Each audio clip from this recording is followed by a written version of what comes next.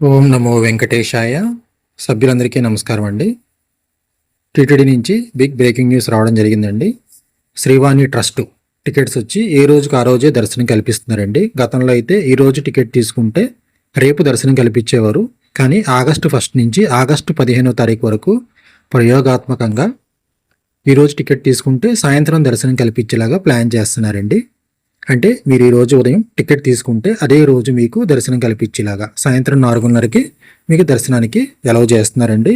ఇది ఆగస్టు 1 నుంచి 15వ తారీఖు వరకు ప్రయోగాత్మకంగా అమలు చేస్తున్నారండి. ఇది కనుక సక్సెస్ అయితే దీన్నే కంటిన్యూ చేస్తారు. గతంలో ఏంటంటే ఈరోజు మనం టికెట్కి అమౌంట్ పే చేస్తే తర్వాత రోజు దర్శనం ఇచ్చేవారు. అకామిడేషన్ అది ఇబ్బంది వచ్చేది.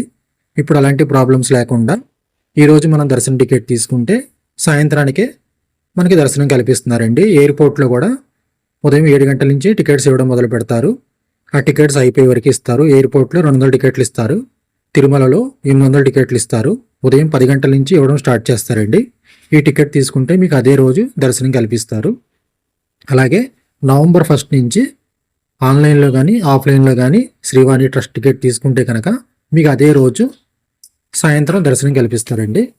గతంలో ఏంటంటే మనకి ఉదయం 10 గంటలకి దర్శనం కల్పించేవారు. ఇప్పుడు దాన్ని 4:30కి మార్చారండి. ఇది భక్తులు గమనించగలరు. ఓం నమో వెంకటేశాయ.